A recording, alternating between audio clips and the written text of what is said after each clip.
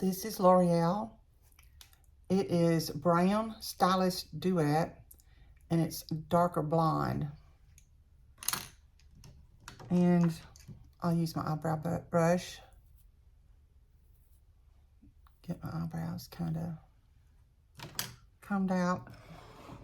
Use my mirror again. Just to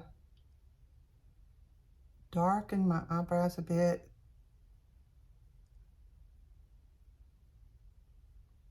As you get older, your eyebrows tend to get gray too and just kind of fade away from your face. And, you know, I don't like to use really dark eyebrow pencils. I mean, some people really like to highlight their eyebrows and make them stand out. They might even use like a black. But with my hair being, this is my real color hair, so I'm pretty much all gray or gray blonde, whatever you want to call it. So I try to not make my eyebrows too dark.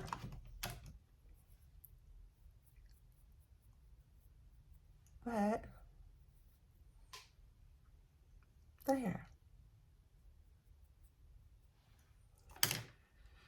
So I look back to life, fresh, clean.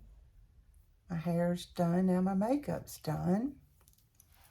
So that is my everyday regimen, and these are the products that I use.